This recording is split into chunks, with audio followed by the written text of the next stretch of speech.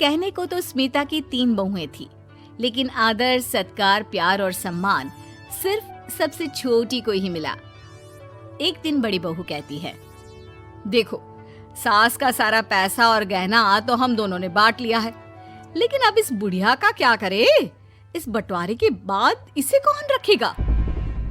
बड़ा बेटा बोल पड़ता है, देखो मैं बड़ा हूं तो कायदे से तो मुझे ही रखना पड़ेगा, क्या करें?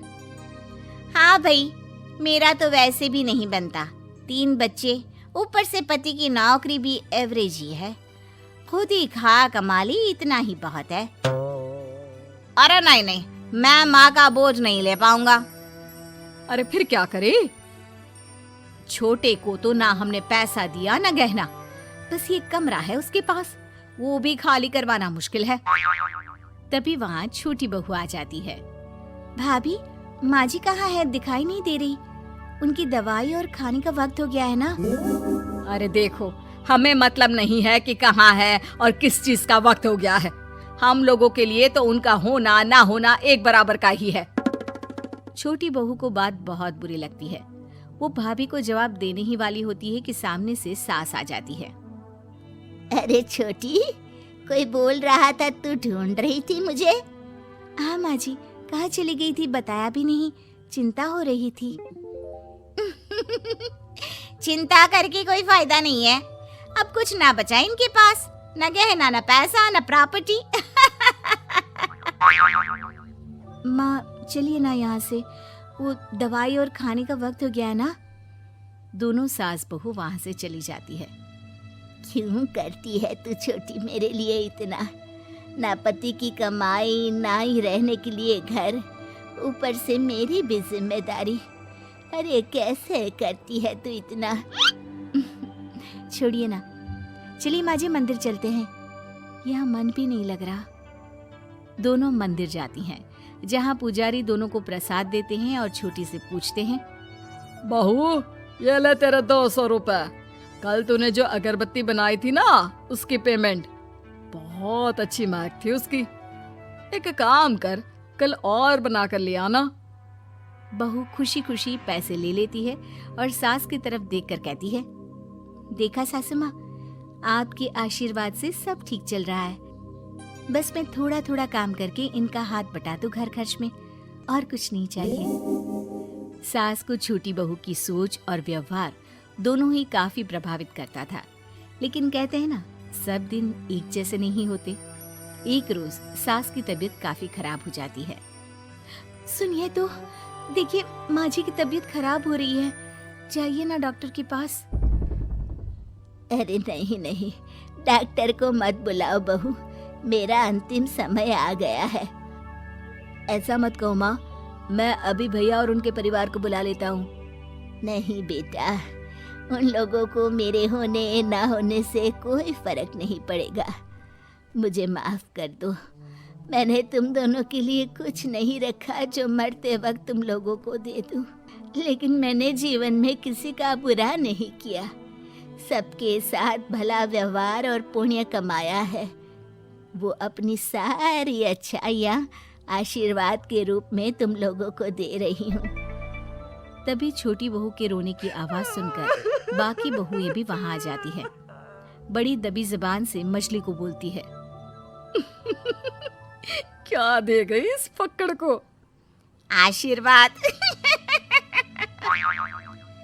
सास के जाने के बाद छोटी बहुत दुखी हो जाती है, लेकिन वो किसी तरह खुद को संभालती है। सुनो, जब से माँ गई है तुम बाहर ही नहीं निकली, जाओ जाकर घुमाओ कहीं। तभी दरवाजे पर एक छोटा बच्चा आता है। आंटी, आपको मंदिर के पुजारी अंकल ने बुलाया है।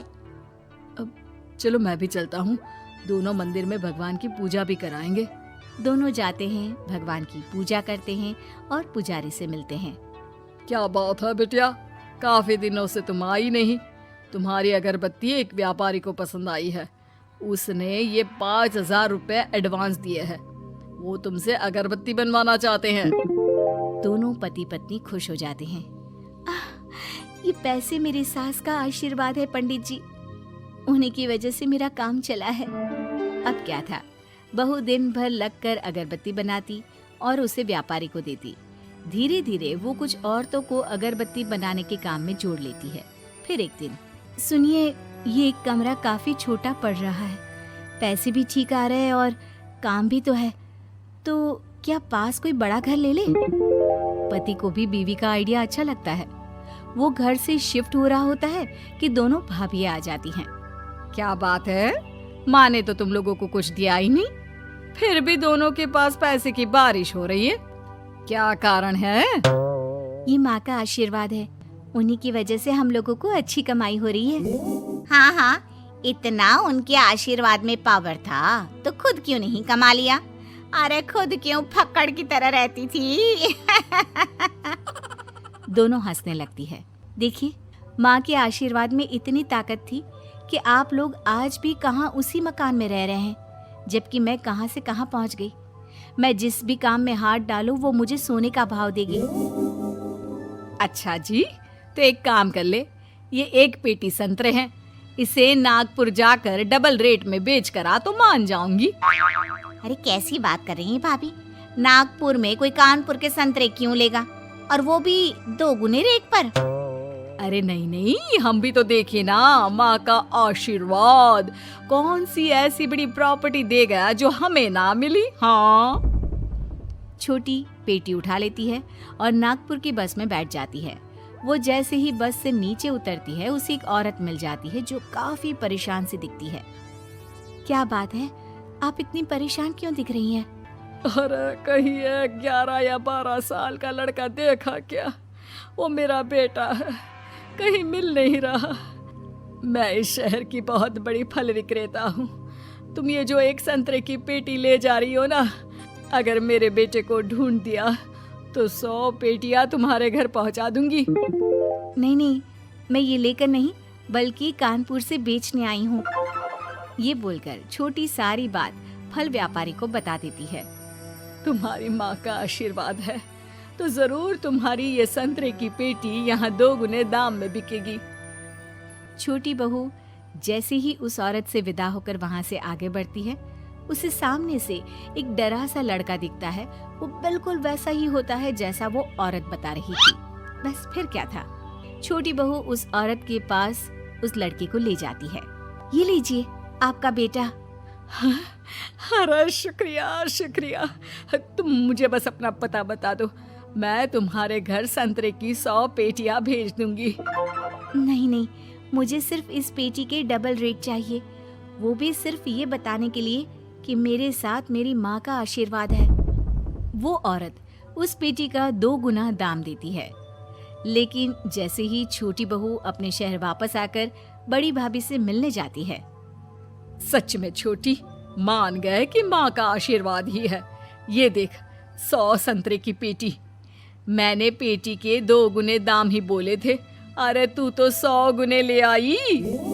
छोटी बहू समझ जाती है कि ये जो हो रहा है वो जादू या चमत्कार नहीं, बल्कि उसकी सास का आशीर्वाद है। दोस्तों, अगर आपको ये कहानी पसंद आई तो इसे लाइक करें, शेयर करें और कमेंट करके बताएं कि कहानी में आपको सबसे अच्छा क्या लगा।